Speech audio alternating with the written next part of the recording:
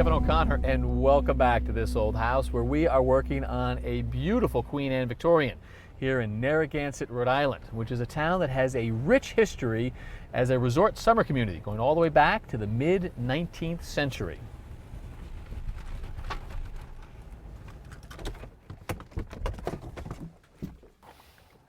Our house was built in 1887 and right here in the historic district. So that means that the commission has some say on how it looks, and they would love for it to look just like it did back in the 1880s. So they are very particular about all the details, right down to the gutters. When we first saw the house, the roof had old-fashioned Yankee gutters on it, and that's one of the features we're required to restore. Hey, Chris. Hey, Kevin. So this is the Yankee gutter. This is what we're putting back, huh? Yes. What'd you make that out of? I made it out of some treated lumber that we ripped. Yeah. And we put these brackets on to set it at the angle of the roof. Well, there really is not much to it, right? I mean, when they say Yankee, they were talking frugal, weren't they? So I'll be honest with you, these were on the house when we got here, and I'm a skeptic. They don't seem to do much. Well, they look good covered in copper. I mean, and they just seem to push the water to the side. Anyway, it doesn't manage the water, but we've got to put them on. So we'll do our best job at that. And the Historic Commission says on the old house, which is right here, do we need to put them on the addition? Nope, all the new building is going to be regular gutters. Ones that work? Yes. Awesome. All right. I've got my tool to give you a hand. Let's go up.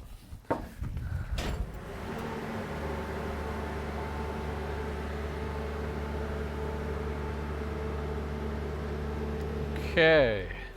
So Chris, tell me how you prepped for this. Well, we first have the waterproof membrane on top of the sheathing. Yeah. And there's a copper drip edge. Oh yeah. Runs around. On the rake in the front here. Got a starter course, then the first course of shingles, and this is our second course where we're going to lay the gutter. I see a line right here, and when you say lay the gutter, we're just going to go right on top of this asphalt shingle. Correct. And we're going to screw through this into the roof. Yes. So you want this center line lined right up with that hash mark. Okay, so you got the, yep, I'm good there, and I'm good with the horizontal line as well. Okay. I'm still on lines, good to go.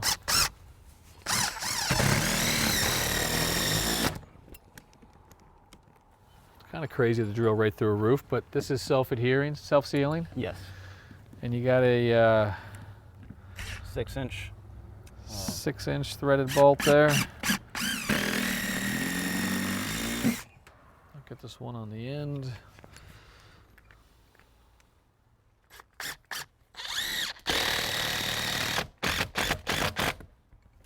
This guy come out? Yes.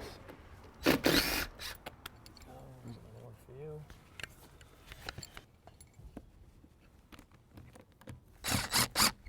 This one's come up a little bit.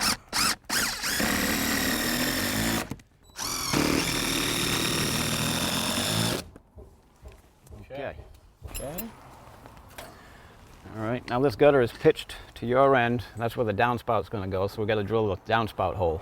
So you got a mark and a hole there already. Just right through it. All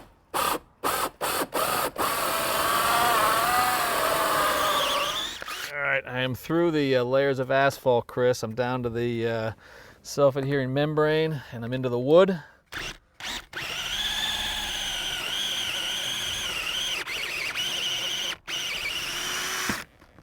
Okay, that is the planking from the original house, so we are through. All right, so flashing, I presume? Yes, we've got a piece of copper that's going to run the length of this. It's got a downspout. It's going to go right through that hole. Yep. We'll tack it on, roll some Vicor across the top of that, and good to go. You think the old Yankees used copper? Not on this one. Not on this one. All right. Right over your head. Look at you. Okay. There's that little downspout. Put that right through. Oh, this is a nice job. Look at the way it just wraps right over that. It goes right through the hole. I'm feeling a lot better about the Yankee gutter when I see this much copper. Now we got ourselves a real gutter. solder joints. So Chris, on the original one, I don't even remember seeing a hole through the roof, and I certainly didn't remember seeing anything coming down from the roof. What's our plan here? Well, we're going to have a downspout on these. Connected underneath to the side here? Correct. Down to the ground? Yes. All right, we're getting better with every pass. And you just handed me, what'd you hand me here? Some copper roofing nails. Yep. And we're going to nail about 1 inch down, about every 16 inches. So you good right there?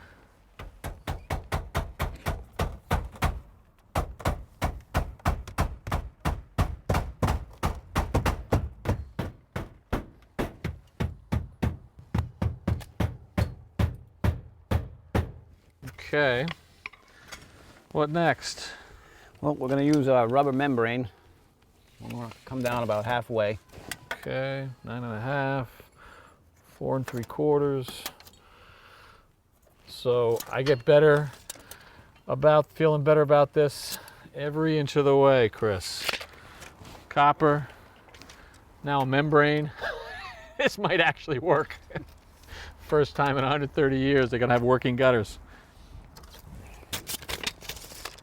Thank you.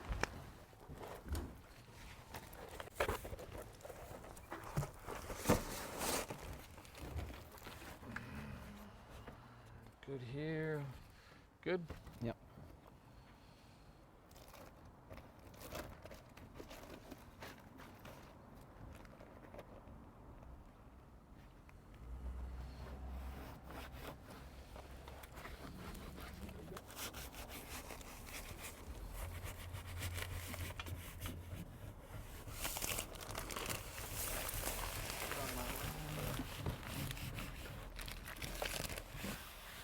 All right, and so this is a self-adhering membrane as well, right? Yes. So the roofers can put their asphalt shingles right on top of that and nail right through it. Beautiful. So we got asphalt underneath, we got copper in the middle, we got the membrane right here, asphalt on top of it, drains out here. The new Yankee gutter. This one might actually work. All right. I love it. It's actually a cool look. Our Generation Next initiative this year deals with the electrical trades, and our apprentice is working with Ben Giles, who is Jeff Sweener's go-to electrician. They're working here in the back room.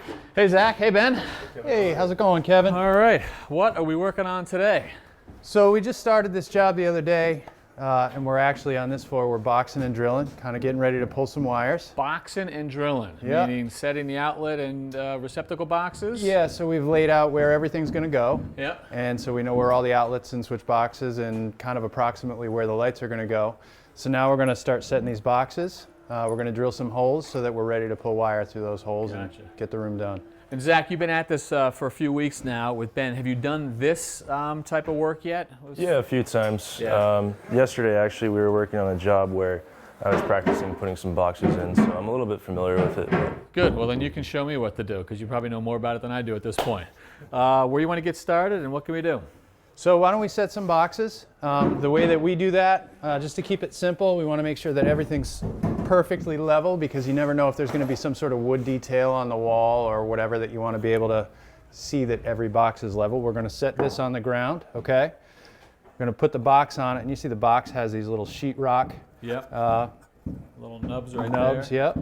We're going to Sets the set depth. that, set depth and height. And then shoot it home. And do me a favor, Ben, take that your gauge away and tell me what your markings mean. I got 2 indicators there. Right, so this is the outlet marking. Sort of like any set of prints that you look at, that's going to be what you see when you look at a set of prints for an outlet, a typical 15 amp outlet, okay? And this is just telling whoever's hanging the boxes after I go through and lay out the job, I want the box on this side of the stud. Simple enough. So as you go around the room, everything winds up on the same side that I would like it on. Right height, right type of device, right type of box, the whole bit. Let's get to it. All right.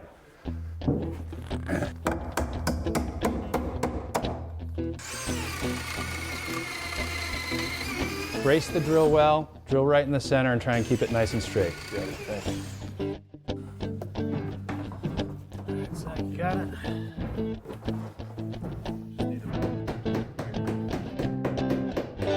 Outside, this house maintains its historical integrity. Inside, we're planning nothing but state-of-the-art. And that includes our water heater. You know, If you got a typical house, it's pretty straightforward what size water heater you need. You put a tank type water heater in, it's a bathroom or two and a kitchen, end of story. But in a house like this that has a big tub, maybe a jetted tub, and body sprays and hand showers and all the like, you really have to be careful because it starts to add up. Now by code, a body spray like this can be no more than 2.5 gallons per minute. But it doesn't say how many you can actually put into a house. So if you had 4 of them, 4 times 2.5 gallons is what? 10 gallons a minute, and you got to assume a shower is going to be 10 minutes. That means you need 100 gallons of hot water ready to go just for the body sprays, not even counting the tub. And that's in one shower. So 10 gallons a minute, somebody takes a 10-minute shower, that's 100 gallons of hot water you need to go right then. So many people just put in a big tank type water heater or 2. We've seen 2 and 3. Now that means that those tanks sit hot 365, 24/7, all the time on the off chance that somebody would use those body sprays or the big tub, and there's an energy penalty for that. But we're going to do something different. We're going to use an instantaneous tankless water heaters. Here's a single one right here. We're going to manifold them together. So here's what the unit looks like on the outside. We've seen these before. They're used all over the world. You can see right here at the top, there's a combustion air fan and a gas valve. Air and gas come into the top of this heat exchanger right here. Now it's going to drive, the burners right at the very top, it's going to drive heat down through. At the same time, you've got cold water that comes into the top of this heat exchanger, passes back and forth through the heat exchanger, comes out down to the next heat exchanger, secondary one.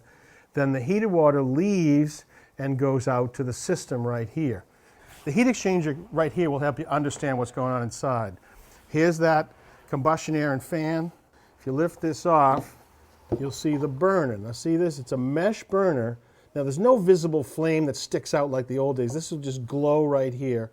And then the fan will push the air and gas across this to change its output. The flue products go down through this stainless steel finned heat exchanger right here. The water's going back and forth, back and forth, back and forth. The flue products come down through. The heat gets transferred into the water. The water will come down to a lower heat exchanger. Now the lower heat exchanger, you can see it right here, it's going to extract even more temperature, and the heated water will then go out to the building. Now the only byproduct that's left is a little bit of flue gas temperature and some water. And right here you can see there's a condensate pan that catches the water and sends that water out to the drain. So that's how a single device works, but we're going to actually have 3 working together here. In order to do that, the system has to have some smarts. Each one of the units has this metering device right here for the cold water, and you can see this control right here. The control on each of these units will communicate through the brain right here. Now what happens is, it figures out now who's going to do the work. If somebody opened just a faucet in the kitchen with a very low demand, one of the units would come on, modulate the burner, and put out just the right amount for that really low demand. But as more and more demands happens, it'll figure out the smartest way to have the units come on, so it'll keep up with the demand and make sure that you don't notice it upstairs. The nice thing is though, when this system, nobody's using water at all, this system uses 0, unlike a tank type water heater. All right, it is time to get started with this installation. Josh Jordan is our plumber. Josh, we're back in this awful basement. I try to forget it. Once again. Yep. All right, so you've got started? Yeah. Well, they built an actually nice wall for us, and we have the unit mounted. All right. We're going to mount 2 more of these, one on either side of it. We got the middle one up for now. All right. We have this big, beautiful manifold. So sort of a pre-engineered system. Looks like 2-inch copper right here, and you got the tappings for the cold, the hot. You got a gas manifold there. And what's nice is these flexible connectors right here for cold, for hot, and for the gas. Beautiful. Yep, smooth. All right, and what about venting? Venting, we have, all 3 are going to get common vented together in one concentric vent kit on the outside of the house. Only one thing you'll see on the outside of this. That's what it would look like. Yep, it'll be this, but... Of course, Jeff's guys will cover that with copper to make it look like it it'll be belongs beautiful when it's done. All right, cool. They're all going to get common vented together. We have a valve set up on top. So that's pretty ingenious. This has a backdraft damper in it. You know, you don't think much about it, but this is really important, you know. You got one unit firing into a common vent. You don't want the flue products coming over into the other unit, because like CO and everything else could make combustion go bad. Exactly. No CO That's problems great. at all. Really smart. Really well engineered. All right. Well, I will. Should I get out of your way so you can? Sure. Yeah. Yep. I'm ready to take a shower. Yeah, we can get these other three hung, the other two hung, and get rolling. All right. Thanks as always, brother. Have a good day.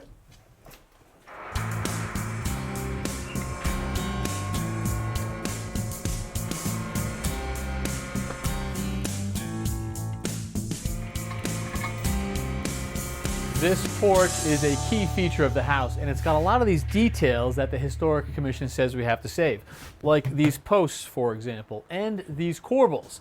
Now, this corbel and all the ones behind me were here when we got here, and they used to look like that. So those were fixed, but we do have some new ones that were replicated, 1, 2, and we've got a bunch more we got to replicate as well. So Tommy, how many more of these do we have to make? We have to make 6 more. I've got 5 here and 1 more to cut. All right, and this one could not be saved. It's got a really bad corner, but you were able to put it to good use and make it a template. Right, so the 2 things we want to save about this is we can get the thickness that we need, Yeah. and also the dimensions that we need, and we can transfer all of those measurements to this piece of wood right here.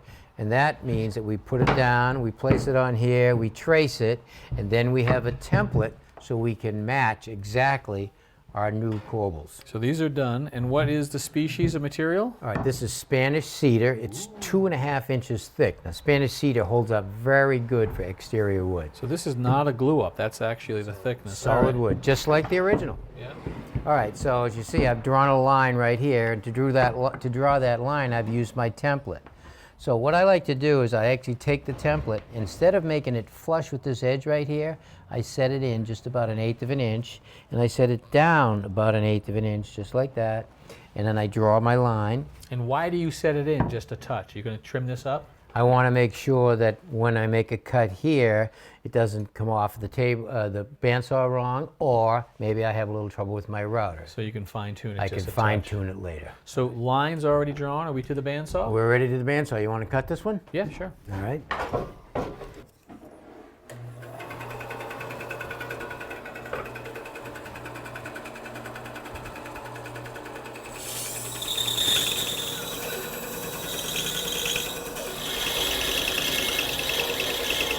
Always push as you turn.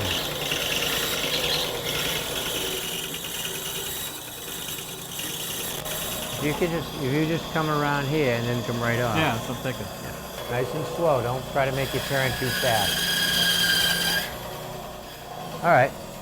Okay, so now what we're going to do is we're going to take our template and put it back on here. Because we didn't go beyond the line with the bandsaw, you did a nice job there. So I can put this right back on that line. I still have a little reveal here in the back. Put it on my line. Get a reveal at the top, all the way around. Now I'll put a screw in here.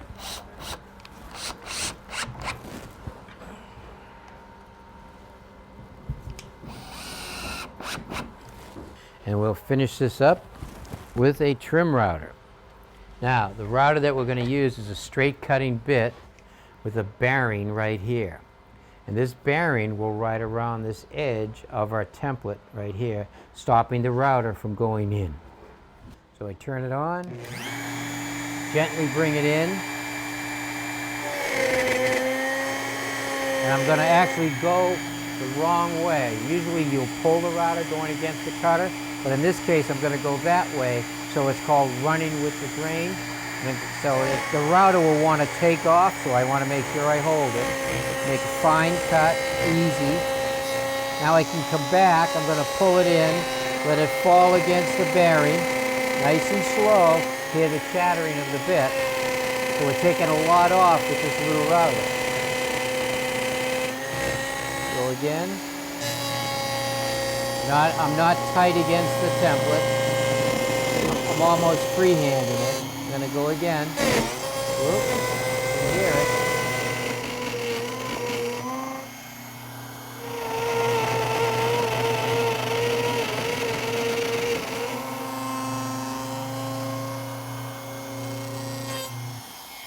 We're going to flip it and do the other half. Yep. All right, now we'll remove the template, and Now we're going to use a different router bit, only this time the bearing is on the end of the bit. And we'll take this router bit and run it using our new cut as a guide. We'll follow that and make it flush.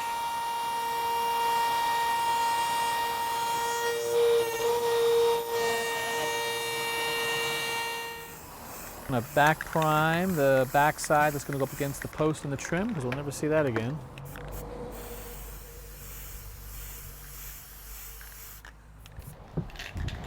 Okay, so that's primed, it's good. Now before we put it on, I'm gonna run a little bead of caulking right down here, about 1/2 inch in from the edge.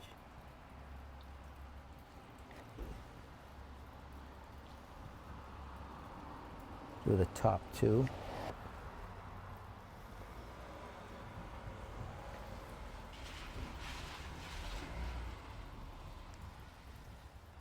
Okay. Okay, now hold it up there. I want to pre-drill a hole here in the bottom. Nice and tight. You got it?